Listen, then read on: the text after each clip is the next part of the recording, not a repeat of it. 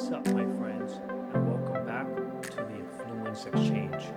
I'm your host, JB, and before we get into today's topic, let me start by saying this. Thank you. Thank you for pressing play, thank you for making space to grow, and thank you for coming back, even on weeks you didn't feel like it, because that alone tells me something. You're committed to becoming someone your future can depend on. Today's episode is about a kind of strength most people ignore. Not physical strength, not mental toughness, but emotional fitness. Because here's the truth. You can't lead others well if you can't lead your emotions first. Emotional fitness is not stuffing feelings down, pretending everything is fine, faking confidence, forcing positivity. Emotional fitness is staying steady under pressure, regulating instead of reacting, facing hard emotions instead of avoiding them, recovering quickly when life hits hard, bringing awareness into moments where others bring chaos.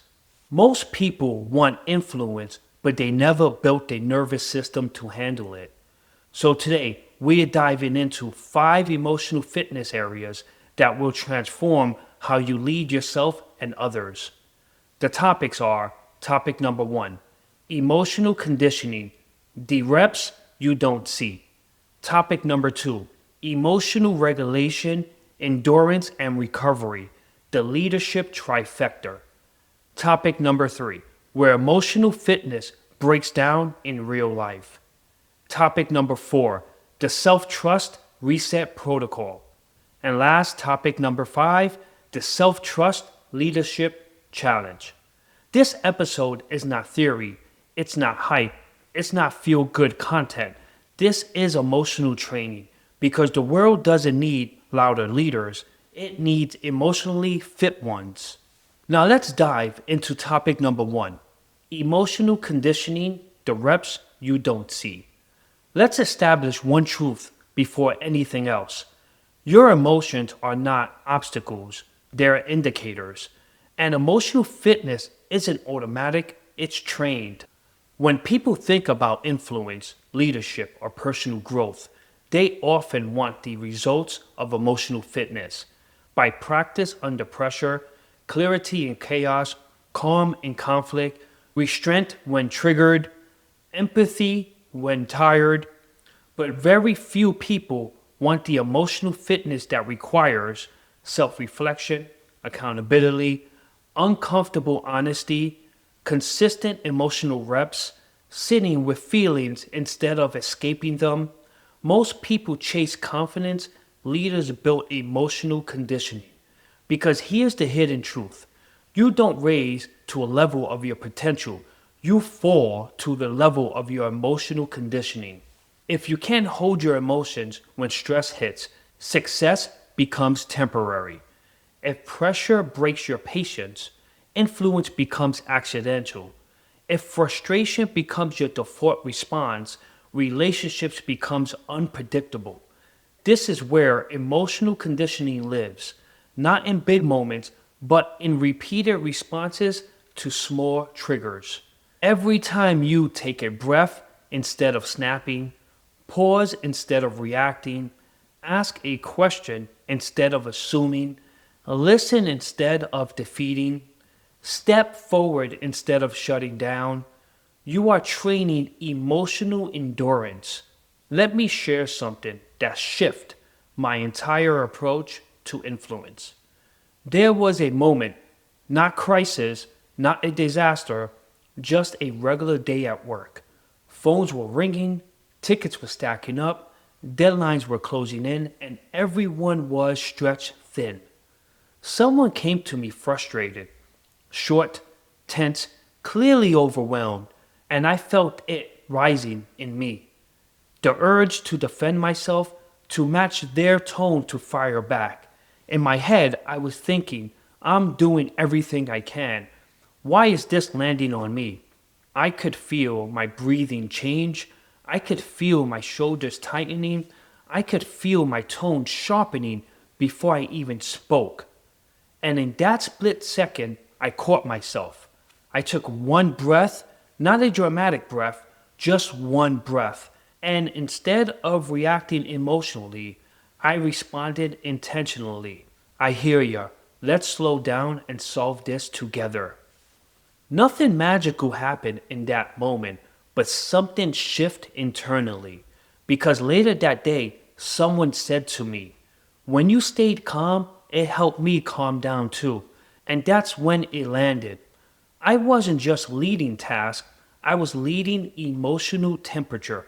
Not with speeches, not with authority, not with strategy, with emotional conditioning. That day wasn't about skill, it wasn't about experience, it wasn't about rank, it was about awareness, discipline, presence, and emotional strength. And that's when I realized people don't remember how fast you fix things, they remember how you made them feel while fixing them. So, as you're listening right now, I want you to reflect quietly and honestly. What emotion do people observe from you the most? What happens to your tone when you're tired? What happens to your patience when you're stressed? What version of you walks into the room when life gets heavy? Because every moment is a rep, every response is conditioning.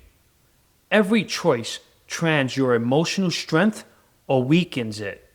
You don't need perfection to build emotional fitness. You need awareness and honesty. My core takeaways from topic number one. Influence is emotional, not mechanical. Your triggers are your training ground. Emotional reps build emotional leadership. With that, let's dive into topic number two. Emotional regulation, endurance, and recovery. The leadership trifecta. Let's go deeper because emotional fitness isn't built on insight alone. It's built through regulation, endurance, and recovery. Think of it this way. Discipline strengthens your habits. Emotional fitness strengthens your leadership. And leaders who master this trifecta don't just influence outcomes, they set emotional standards that others begin to mirror. Let's break this down in a way you can use this today. Emotional regulation, managing the movement without suppressing it. Most people misunderstand emotional regulation. They think it means hiding feelings, being emotionless, just staying positive, pretending things don't affect you. That's suppression, not regulation. Emotional regulation is feeling emotion fully without letting it dictate your behavior. Here's a simple framework you can use: the 4-second leadership reset. When you feel emotion rising, number one, pause before reacting. Number two, inhale through your nose for 4 seconds. Number three, exhale slowly while relaxing your shoulders. Number four, respond after the exhale, not before. Why it works? It resets your nervous system, it lowers your emotional charge, and it forces space between stimulus and reaction. Because reactions are instant, responses are intentional, and leaders respond. Emotional endurance, staying steady when stress stays long. Emotional endurance is different from emotional strength is handling pressure once. Endurance is handling pressure repeatedly. Most people are emotionally strong, but only for a moment. They bounce back once and then break on round 2, 3, or 4. Here's the truth. Endurance isn't built on intensity, it's built on frequency, meaning one calm moment won't change your identity, 10 calm moments over 10 days will. Endurance is built through repeated self regulation, consistent emotional resets, ongoing reflection, micro moments of patience, resisting the urge to react when pressure spikes. Here's your endurance practice this week. Hold the pause 3 seconds longer, than you used to. Not forever, not dramatically, just 3 seconds longer. That little stretch is where endurance grows. Emotional trigger plus recovery system from reaction to training ground. Let's be clear. Emotional triggers aren't weaknesses, they're data. They expose where your values are, where did you feel disrespected, where you're insecure, where you're overloaded, where boundaries are violated. When a trigger hits, instead of reacting automatically, leaders think, this trigger is showing me where I can grow, not where I should explode. Here's a practical trigger, recovery reset model you can implement immediately. The spotlight method. Red recognizes something just activated me. Yellow regulates breath work, posture reset, silence before speaking.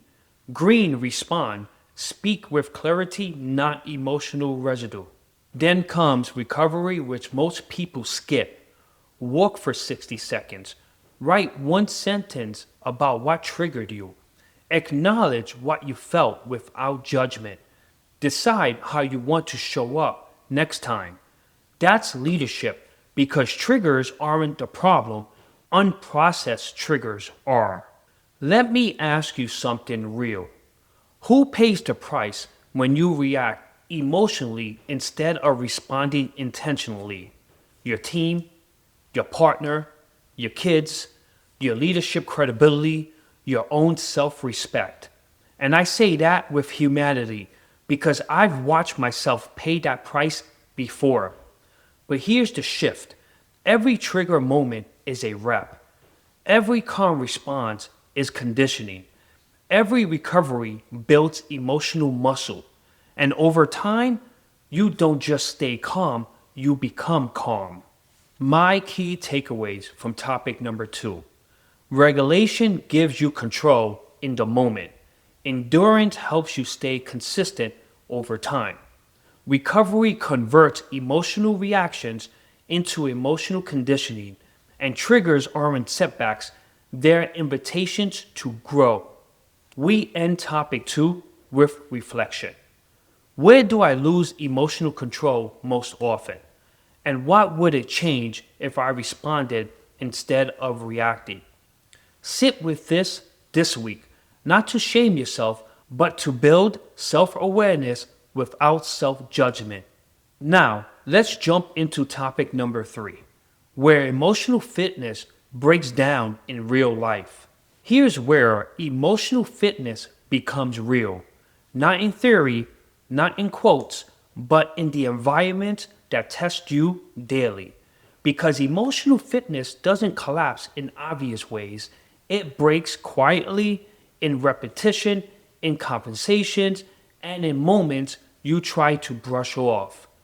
Today, I want to walk you through 4 scenarios that will feel uncomfortably familiar because they expose the gap between how you want to show up and how you actually do. Not to shame you, but to build awareness because leaders can't fix what they refuse to acknowledge. With that, scenario number 1, when stress walks through the door before you do. Picture this. You just finished a long day. Customers, deadlines, decisions, corrections, meetings stacked back to back. You pull into the driveway, already mentally exhausted. By the time you walk in, you're running on fumes. No yelling, no drama, but the room shifts anyways. And why? Your emotional leftovers enter the room first. People feel the pressure before they hear your voice. Your tone becomes sharp. Your presence becomes heavy. Your patience disappears faster than you realize. Here's the truth. Emotional fitness isn't tested at work. It's proven when you come home. Weak emotional conditioning, what do you want? I just walked in. But strong emotional conditioning, a breath before entering with a softer tone and an intentional reset. That difference changes the emotional temperature of the entire household. Scenario number 2. When feedback feels like a personal attack. Whether at work or at home, you hear feedback and immediately feel defensive. You don't say, I don't agree. Instead, internally, you feel misunderstood, judged, undervalued, or exposed. And suddenly, your tone shifts, your patience evaporates, your listening drops to zero. The meeting is still happening, the conversation is still happening, but emotionally, you're already walked out. Here's what's happening underneath. The ego reacts faster than emotional conditioning. Weak emotional conditioning, I need to defend myself. And strong emotional conditioning, let me understand before I respond. Emotional fitness becomes leadership when you're listening without preparing your comeback. You ask clarifying questions. You slow your breathing to slow your tone because feedback doesn't break leaders, defensiveness does. Scenario number 3. When disappointment turns into silent withdrawal. Let's be honest, some people don't explode when hurt, they shut down. You stop talking, you move quietly, you disconnect slowly, you pull away from conversations, you say, I'm fine, but the room knows you're not. Here's the leadership risk. Silence becomes distance, and distance becomes disconnection. Weak emotional conditioning, I just disappear until I feel better. And strong emotional conditioning, I communicate what I feel without silence. If you want emotionally strong leadership, say what you feel without making others unsafe while staying connected in the room. Silent withdrawal is emotional self-protection, but emotional conditioning requires Scenario number 4. When you break promises to yourself in private. Here's the hardest scenario, the one that doesn't involve anyone else. You said, I'll work out in the morning. I read tonight. I be more patient tomorrow. I show up earlier. I stop scrolling on my cell phone and start acting. But when that moment arrives, you negotiate with yourself. And negotiation becomes delay. Delay becomes excuses. Excuses becomes a lifestyle. And that lifestyle becomes identity. This is where emotional fitness interacts self-trust. Every broken promise to yourself weakens that belief you have in your future. Every kept promise strengthens it. Weak emotional conditioning, I do it tomorrow. And strong emotional conditioning, I do what I said, especially when no one is watching. Because self-trust is not built by motivation, it's built by private consistency. We end topic 3 with 4 reflection questions. Take these questions with you this week. Question number 1. Where do I leak emotional pressure into rooms that need peace? Number 2.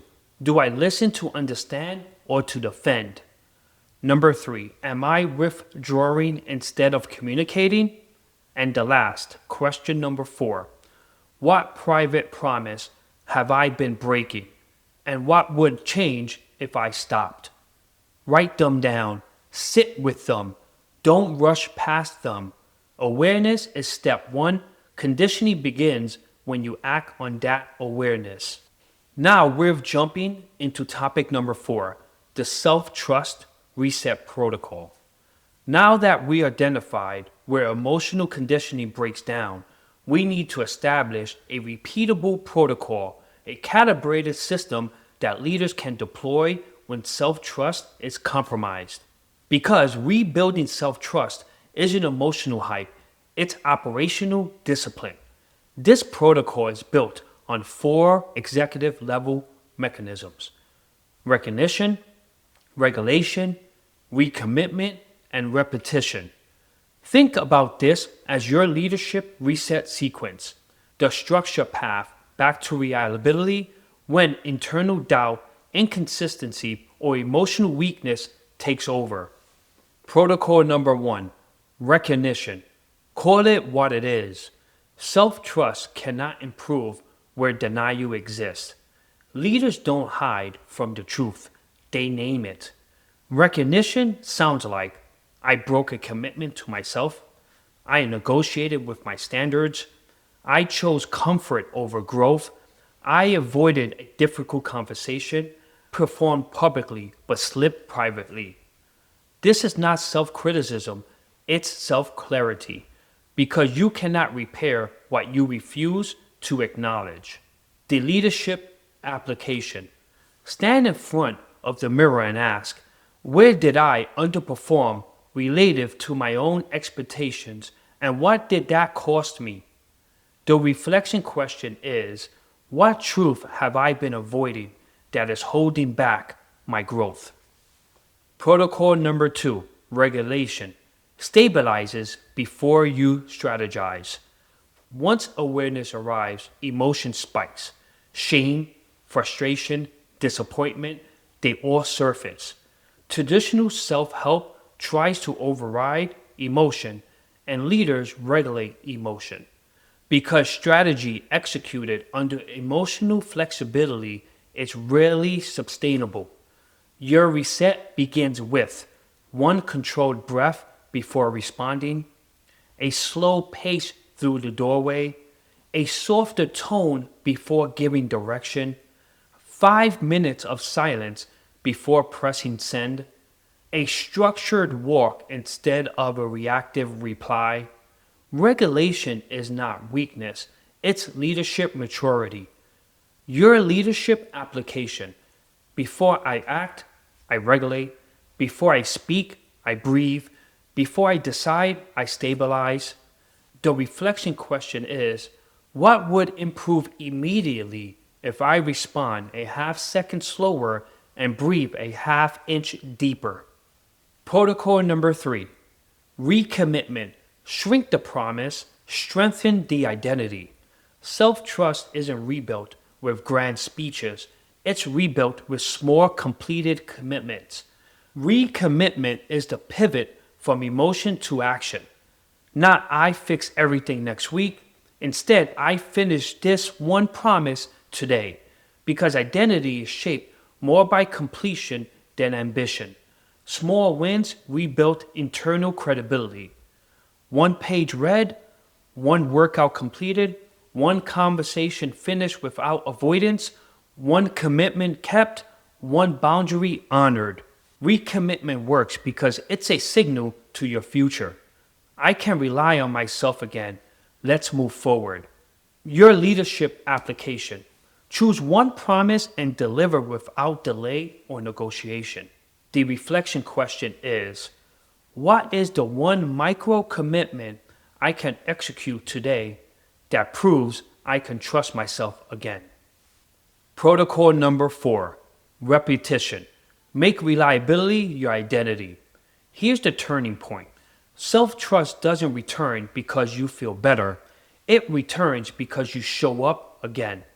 Repetition is showing up every workday without the same tone, honoring boundaries consistently, practicing calm like a muscle, finishing what you start even when the excitement fades, keeping private commitments without being recognized.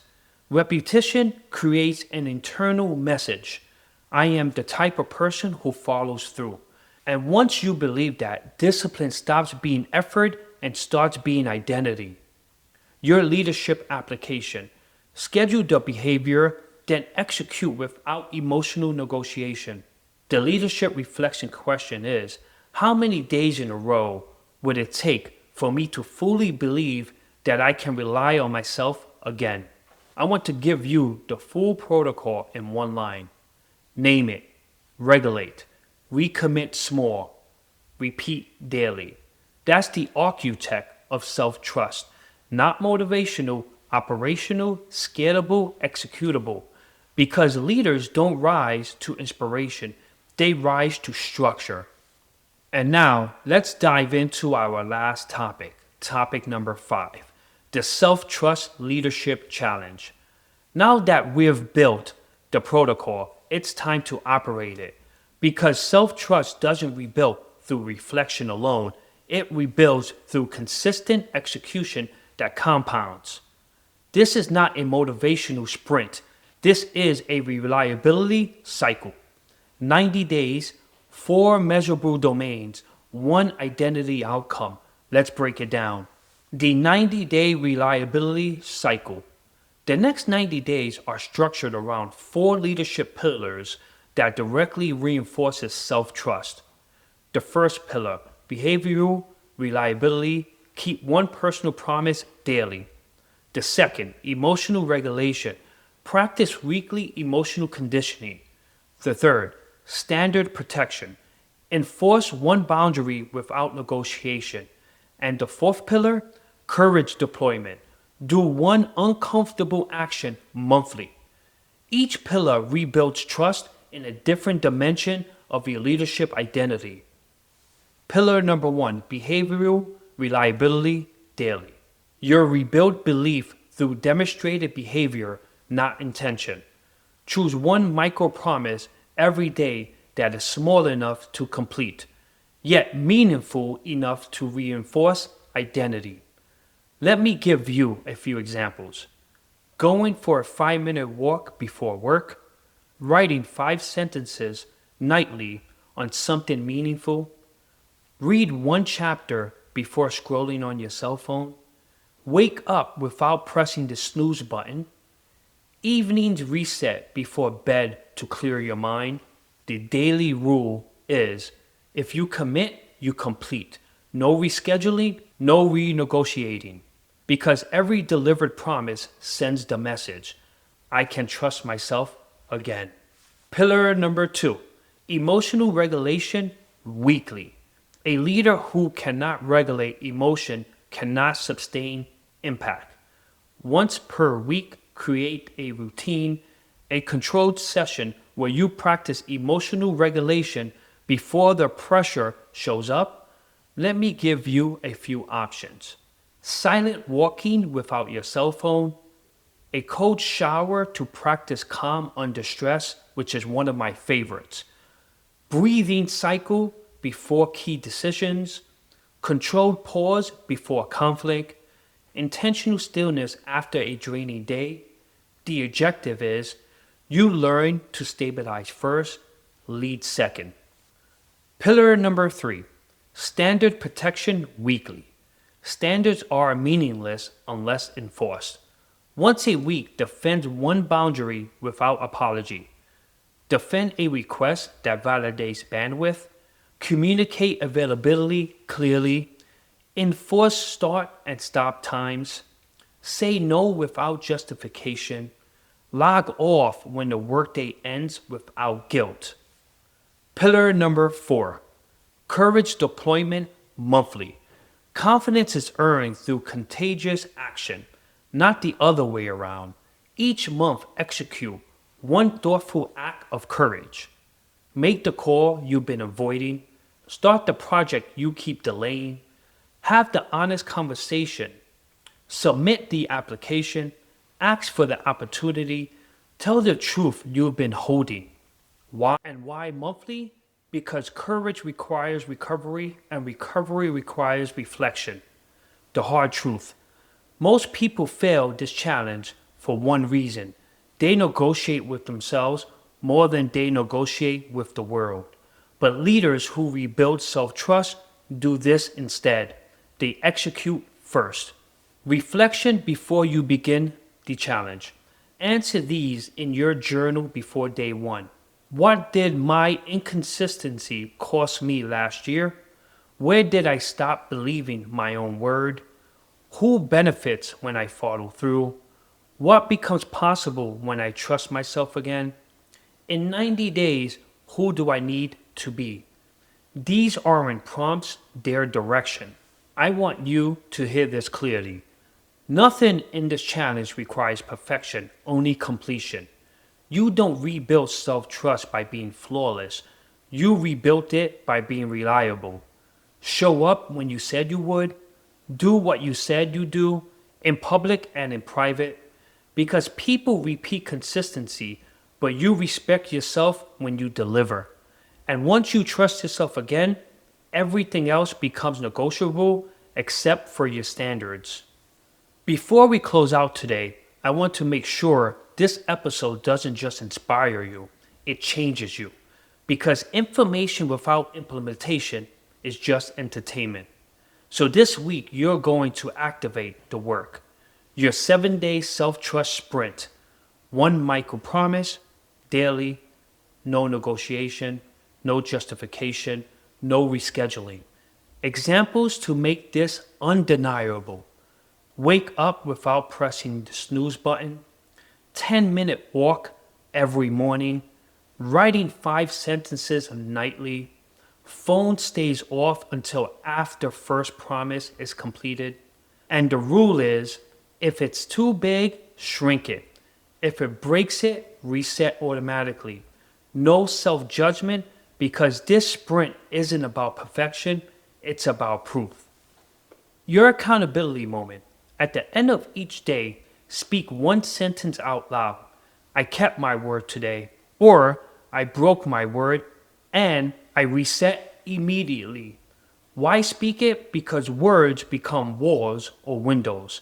They either trap you in shame or open the door to change. This is your leadership promise. Before you start day one, write this somewhere visible. I am becoming someone I trust. Put it in your mirror, your cell phone, your calendar, your dashboard, your desk. This is not a slogan, it's a standard. Your listener challenge. I want to hear from those who are serious, those who are ready to show up, not tell. DM me these 5 words when you commit. I trust myself to begin. Not finishing, begin. Because beginning creates momentum, momentum creates identity, identity creates consistency, and consistency rebuilds trust. Let me provide you with questions you answer privately, but leaders take them seriously. Question number 1. Where did I abandon myself last year? Question number 2. Which promises matter most right now? Question number 3. Where am I outsourcing confidence instead of earning it? Question number 4. What story am I tired of repeating about myself? Question number 5. Who benefits when I trust myself again? Question number 6. What becomes possible when I stop quitting on me? Question number 7. Which version of me is waiting on the other side of consistency? You don't need to answer all today, but you need to start. Because clarity precedes commitment always. Before we wrap, I want to share my contact information with you. Send me a DM on Instagram or TikTok at The Influence Exchange, or text me directly through my fan mail account. The links will be in this episode description. Just introduce yourself, share your story in a few sentences, and tell me why your experience could help someone else who's trying to level up. No pressure, no expectations, just an opportunity to amplify real voices with real impact. Now I want to take a moment and speak directly to you, not as a host, but as a human who is still learning, still leading, and still growing through this work. Thank you for pressing play today. Thank you for slowing your life down long enough to reflect. Thank you for choosing growth when distraction would have been easier. Every time you show up here, you're not just listening, you're telling yourself you're not done yet. And I want you to hear this clearly. You don't rebuild self-trust by wishing. You rebuilt it by showing up quietly, consistently, intentionally for the version of you that's waiting on the other side of follow-through. And I'm not speaking from a stage of perfection. I'm speaking from a journey with wins, losses, good days, tired seasons, and more resets than I ever admitted publicly. If you ever broken your own promises, I have too. If you ever said tomorrow and meant it, I've been there. If you ever looked in the mirror and thought, I know I could do more of this, trust me, I lived that moment. And that's why this episode matters to me, because rebuilding self-trust isn't a performance, it's a decision. One micro promise at a time, one day at a time, one standard at a time. So as you walk into this week, I want you carrying 4 words with you. I trust myself again. Not because it's perfect, not because it's easy, not because you're willing to prove it. And before I say goodbye, let me leave you with gratitude that is real. Thank you for letting this podcast be part of your routine. Thank you for allowing these words into your thoughts, your car, your gym, your mornings, and your late nights. And thank you for doing the work. Not for me, but for you. If this episode challenged you, if it hit a nerve, if it reminded you of who you're capable of becoming, share it with someone who's ready to stop breaking promises to themselves. Subscribe, leave a review, and connect with me everywhere at The Influence Exchange. Because we are building something together, and it's only getting started. And remember, your influence grows every time you choose courage over comfort. I'm JV. Stay curious, stay consistent, and keep influencing others.